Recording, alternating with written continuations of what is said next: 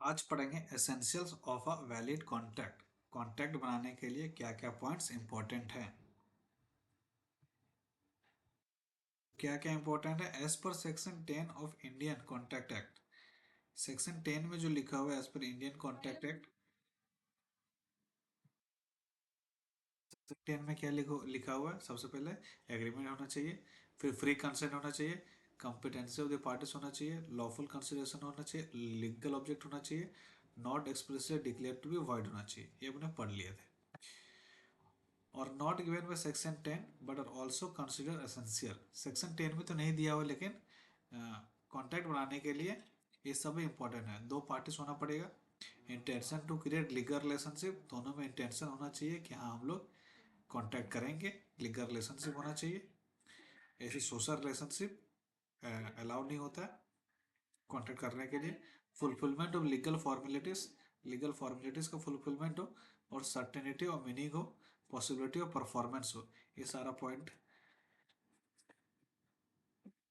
भी कॉन्ट्रैक्ट में इंपॉर्टेंट होता है, कॉन्ट्रैक्ट बनाने के लिए इंपॉर्टेंट होता है। सेक्शन 10 तो पढ़ा ही था कॉन्ट्रैक्ट बनाने के लिए, और अदर भी जो सेक्शन 10 में नहीं दिया हुआ कुछ पॉइंट जो था, जो इंपॉर्टेंट होता है कॉन्ट्रैक्ट बनाने के लिए, उसमें से था टू पार्टीज, दो पार्टी होना चाहिए। तो इसमें क्या लिखा हुआ है, दोनों पार्टी मस्ट भी डिफरेंट पर्सन होना चाहिए। अब एक केस स्टडी लॉ आया था, state of Gujarat versus Raman Lal S and company. इसमें क्या हुआ था, when on dissolution of partnership, the asset of the firm were divided among the partner and the sales tax officer wanted to tax this transaction. It was held that it was not a sale, the partner being joint owner of those asset and cannot be both buyer and seller. तो क्या बोला जा रहा है यहाँ पे, जो partnership form dissolution हुआ, मतलब पार्टनरशिप फॉर्म टूटा, तो पार्टनर आपस में जितना भी एसेट था फॉर्म का वो डिस्ट्रीब्यूट किया गया। तो सेल्स टैक्स ऑफिसर इस पे क्या सेल मान के सेल मानना मानना चाह रहा था। तो इसमें क्या क्या निकल के आया कि ये सेल नहीं हो पाया क्योंकि यहाँ पे डिफरेंट बायर और सेलर नहीं है।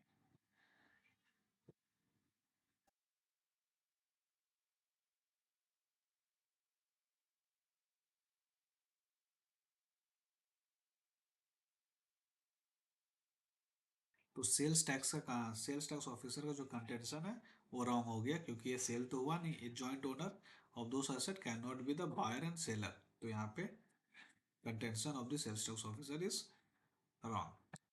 पहले ही पढ़े थे कि parties must intend to create legal obligation होना चाहिए, मतलब सोशल और domestic type of agreement are not enforceable in court of law. तो ये क्या हुआ, कोर्ट ऑफ लॉ में नहीं हुआ। जैसे हस्बैंड ने एग्री किया वाइफ को कुछ सर्टेन अमाउंट देगा मेंटेनेंस के लिए, अगर कोई फेल हो जाता है तो यहाँ पे ये डोमेस्टिक और सोशल टाइप का हो गया, तो इस पे कोई भी केस फाइल नहीं कर सकता है, तो ये कॉन्ट्रैक्ट नहीं बन पाएगा।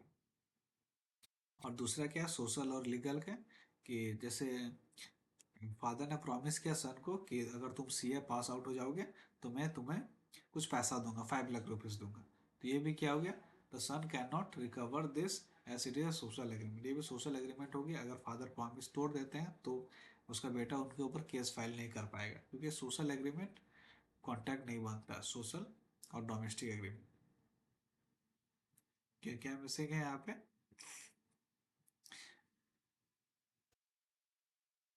अभी मिसिंग है parties must intend to create legal obligation. ये पॉइंट में यहाँ पे लीगल ऑब्लिगेशन नहीं क्रिएट हो पा रहा है। कि other formalities to be complied with in certain cases. और क्या फॉर्मेलिटीज चाहिए कॉन्ट्रैक्ट बनाने के लिए, कॉन्ट्रैक्ट में भी रिटन और स्पोकन। अब यहाँ पे ऐसा नहीं है कि सिर्फ रिटन कॉन्ट्रैक्ट ही हो, स्पोकन कॉन्ट्रैक्ट भी बनता है, लेकिन स्पोकन कॉन्ट्रैक्ट का कुछ डिसएडवांटेज भी है।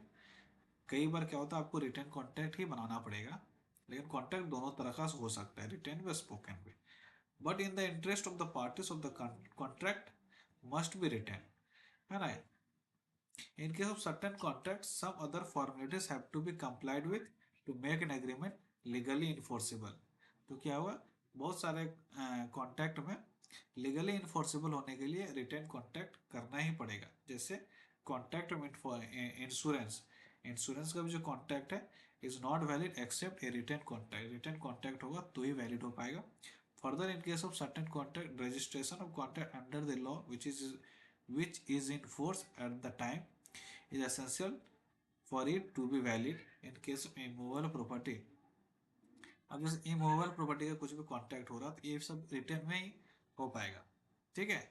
इसमें स्पोकन कॉन्ट्रैक्ट वैलिड नहीं हो पाता है, क्योंकि ये लीगली इन्फोर्सिबल नहीं हो पाएगा अगर स्पोकन में रहे तो लीगली इन्फोर्सिबल होने के लिए रिटन कॉन्ट्रैक्ट ही करना पड़ेगा।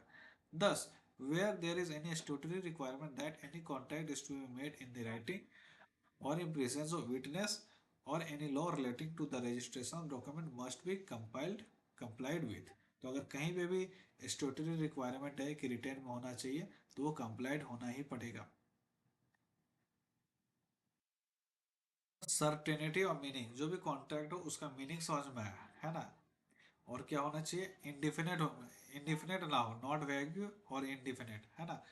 कॉन्ट्रैक्ट का पीरियड होना पड़ेगा और कुछ झूठ मूठ का नहीं होना चाहिए, क्लियर होना चाहिए, हाँ इसी के बारे में बात किया हो, आइडेंटिफाइबल जैसा होना चाहिए।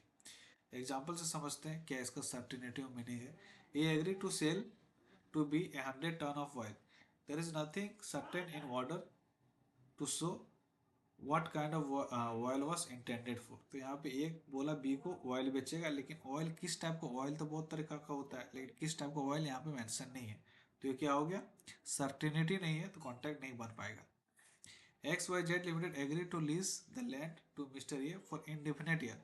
अब X Y Z limited lease देगा ए को, किसके कितना साल के लिए, इनडिफिनिट। तो यहाँ पे क्या है, पीरियड स्पेसिफाइड नहीं है तो ये भी कॉन्ट्रैक्ट नहीं बन पाएगा। तो contract is not valid as period of the lease is not mention. तो क्या होना चाहिए, कॉन्ट्रैक्ट बनाने के लिए सर्टेनिटी होना चाहिए, किसके बारे में बात किया गया हो और कितने पीरियड के लिए हुआ हो। और क्या इंपॉर्टेंट पॉइंट है, possibility of performance of an agreement.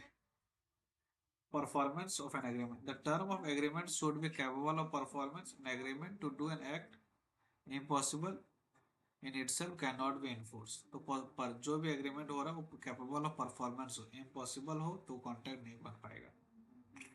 Section 10 में पॉइंट पढ़ा था कि कॉन्ट्रैक्ट होने के लिए क्या क्या होना चाहिए, एग्रीमेंट होना पड़ेगा। तो एग्रीमेंट तो हम लोग पहले भी पढ़ के रखे हैं कि every promise every set of promise forming consideration of each other, दोनों साइड से अगर कंसिडरेशन है तो एग्रीमेंट बन पाएगा, है ना।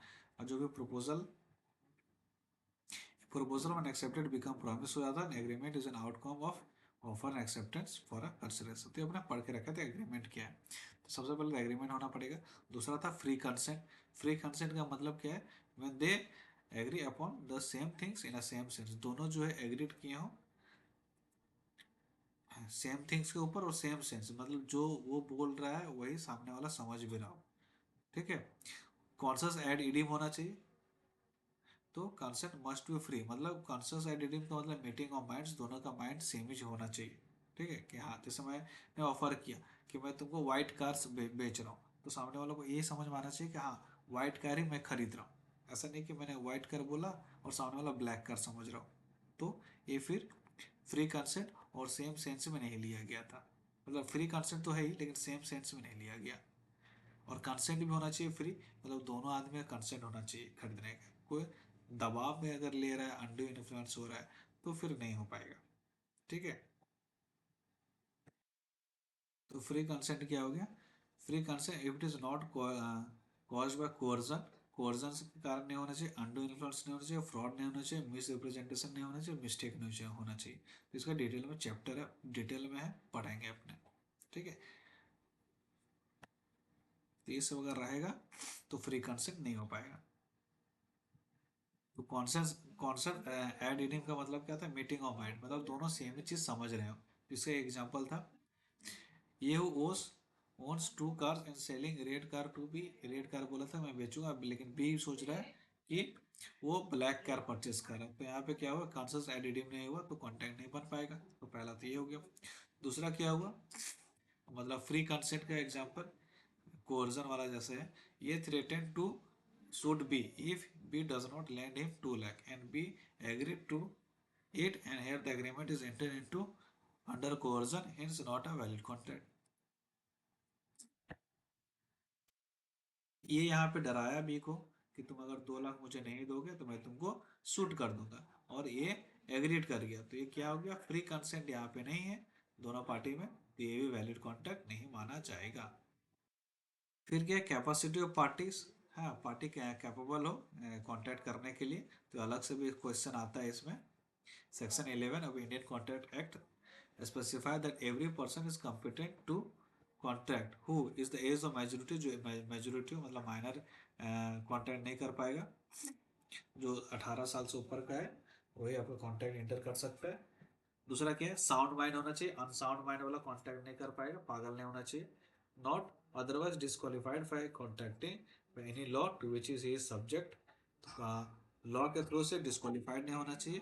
ए person is being competent to contact must fulfil all above 3 qualification, तीनों क्वालिफिकेशन अगर फुलफिल कर पाएगा तो ही जाके कॉन्टैक्ट वो में इंटर कर सकता है। सिंपल में 18 ईयर्स वाला एज का बच्चा कॉन्ट्रैक्ट इंटर नहीं कर सकता है। कोई लुनेटिक हो, कोई इडियट हो, कोई ड्रंकन हो, तो ये सब पर्सन कॉन्ट्रैक्ट इंटर नहीं कर सकते हैं। ठीक है, तो अगर कॉन्विक्ट हो, एलियन हो, इनेमी हो, फॉरेन सॉवरेन हो, ये लोग कॉन्ट्रैक्ट इंटर नहीं कर पाएंगे क्योंकि ये लोग कॉम्पिटेंट पर्सन नहीं है कॉन्ट्रैक्ट इंटर करने के लिए। उसके बाद अपने क्या पढ़े थे, कंसिडरेशन होना चाहिए कॉन्ट्रैक्ट एंटर करने के लिए, कंसिडरेशन होना चाहिए, मतलब quid pro Q. Quid pro Q का मतलब क्या होता है, something in return, something in return होना चाहिए। जैसे मान लो ए ने ऑफर किया था अपना कार बेचेगा 5 लाख में बी को, तो यहाँ पे 5 लाख कंसिडरेशन है एक के लिए, और दूसरे के लिए गाड़ी कंसिडरेशन है। ठीक है, तो कंसिडरेशन होना चाहिए, समथिंग इन रिटर्न होना चाहिए। फिर क्या है पॉइंट है, लॉफुल कंसिडरेशन एंड ऑब्जेक्ट होना चाहिए। जो कंसिडरेशन है वो लॉफुल होना चाहिए, ऑब्जेक्ट भी जिस पे अपने कॉन्ट्रैक्ट बना रहे हैं वो भी लॉफुल होना चाहिए। तो यहाँ पे पढ़ के देखते हैं, the state that consideration object is not lawful, कब लॉफुल नहीं माना जाएगा, if it is prohibited by law, जब उसको लॉ प्रोहिबिट करके रखा हो, और it is such as would defect the provision of law, जब प्रोविजन ऑफ लॉ को डिफेक्ट कर रहा हो मतलब तोड़ रहा हो, इफ इट इज फ्रॉडुलेंट और involves injury to the person और प्रॉपर्टी ऑफ अनदर, और court regards it is immoral और अपोज टू पब्लिक पॉलिसी। अब ऐसा हो जो मतलब कोर्ट जिसको नहीं मानता हो, जिसको पब्लिक पॉलिसी के अगेंस्ट ऐसा कुछ हो, ठीक है, जिससे किसी का नुकसान हो, तो इस टाइप को ऑब्जेक्ट को क्या होगा, कॉन्ट्रैक्ट नहीं बन पाएगा। जैसे एग्जांपल के थ्रू समझते हैं, ये promise to drop prosecution instituted against B for robbery and B promise to restore the value of things taken, the agreement is void as it is object is unlawful. यहाँ पे object unlawful है। ये क्या बोला कि मैं अब तुम्हारे ऊपर जो तुम रॉबरी, ये बोला जो तुम बी को कि जो तुमने रॉबरी किया है उसके ऊपर जो केस फाइल मैं करने वाला हूँ वो केस नहीं फाइल करता, इसके अगेंस्ट में मुझे क्या करो, सारा सामान, इसके अगेंस्ट में बी ने बोला मैं आपको सारा सामान वापस कर देता हूँ। ठीक है, तो ये क्या होगा, इस टाइप के एग्रीमेंट को वॉइड माना जाएगा क्योंकि ये अनलॉफुल है। कोई अगर चोरी किया है तो उस पर केस फाइल किया जाएगा। ठीक है,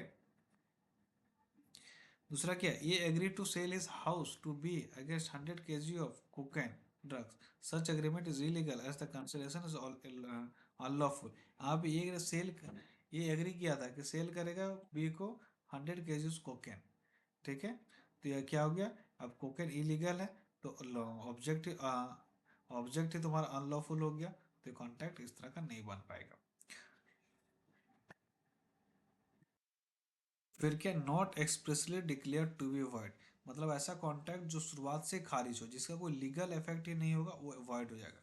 ठीक है, जैसे इलीगल एग्रीमेंट क्या होता है, एक्सप्रेसली प्रोहिबिटेड बाय लॉ होता है, और जो वॉइड एग्रीमेंट क्या होता है, जिसका कोई लीगल इफेक्ट ही नहीं होता है।